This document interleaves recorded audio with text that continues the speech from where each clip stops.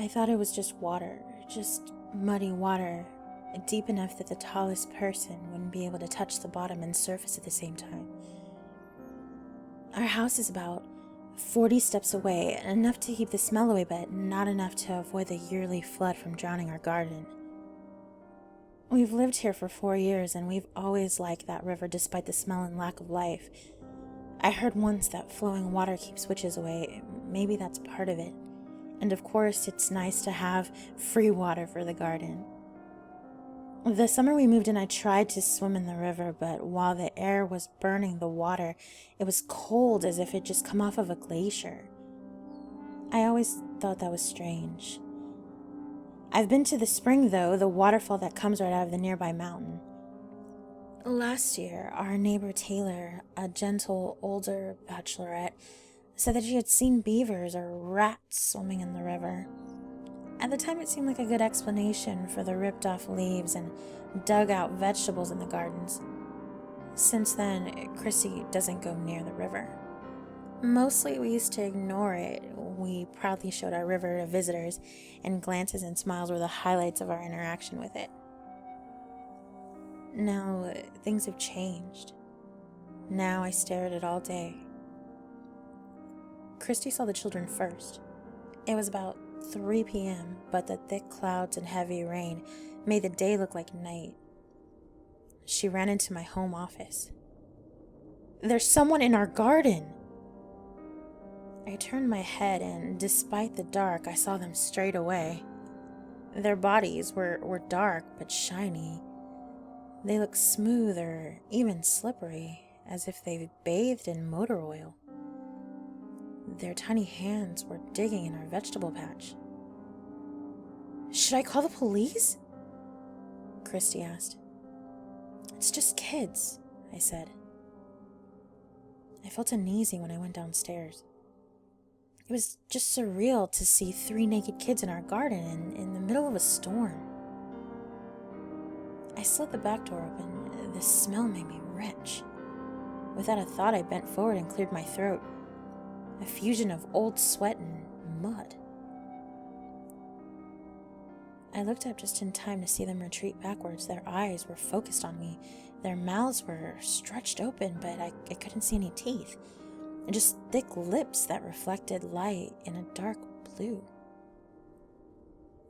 They walked backward in the water. They didn't swim away. They just walked and disappeared below the surface. Until the last moment, their eyes were focused on me. We played it off as just some crazy prank. We didn't know what else to do. 2 hours later, they were back, only this time, they weren't digging in the garden. We were preparing dinner in the kitchen. I went back to the living room to get a large plate and froze the moment I saw them behind the large windows.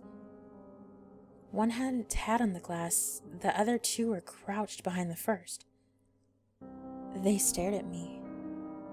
Then, when I took another step, the 2 crouching creatures rushed back to the river. The one with its hand on the window kept staring at me with its large, yellowish eyes. I called Christy, only then it ran out. Backwards again. Christy too saw it step back into the water. Christy suggested that we should call the police. I told her they would check us for drugs. We made sure that all the doors and the windows were locked and the roller blinds were shut. Still, it took us a long time to fall asleep. Christy didn't even know that I had a knife at the side of my mattress. In the morning, the sun was bright. I opened the shutters and slowly walked into the garden.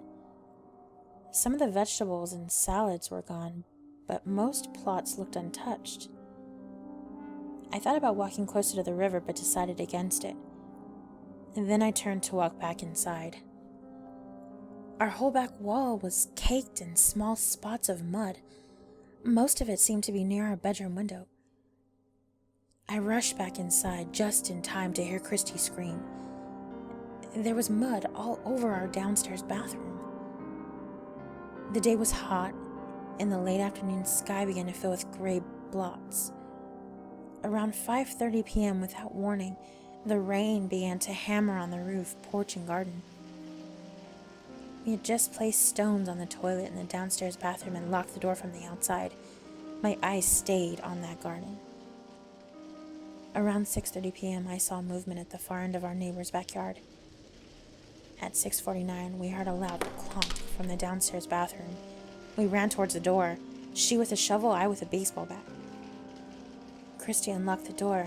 I forcefully pushed it open and swung the bat inside the empty room. The stones were lying next to the toilet. Then we heard the noise upstairs. Christy tried to pull the bathroom door shut, but it refused to close. I was halfway up the stairs when I heard her calling to come back down. When I tried it, the door shut easily. We locked it again. On the way upstairs, Christy called the police. She gave our address and hectically explained the situation to the operator. She stayed close behind me while I made my way upstairs to the bathroom, bat in hand. "There are creatures in our house," said Christy. I spotted the open door of the upstairs bathroom. "They're about the size of 10-year-old children." I saw the puddle of mud and walked on the floor. "They have dark hair and shiny skin. I think they're naked." I raised the bat higher and stepped towards the door. I think they came from the river." I saw the mud on the wall. "We need to get out," whispered Christy. The mud led all the way up to the ceiling. Christy pulled my arm. I took another step. "We need to get out!" screamed Christy. I spotted the small, dark hand at the top of the doorframe.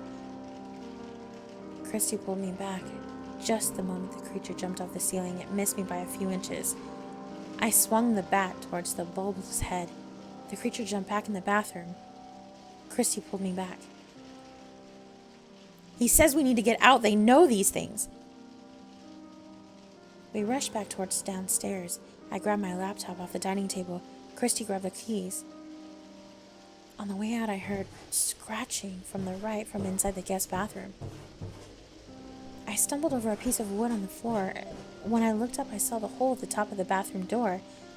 There was a yellow eye behind it. And despite the heavy rain, the car was too full of mud.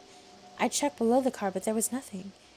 Christy unlocked the door and jumped in the passenger seat. I took the driver's side. She handed me the key, then screamed. One of the creatures sat on the roof. I quickly turned the ignition and drove out of the driveway. I didn't even check for traffic when we drove off. The creature was still on the roof.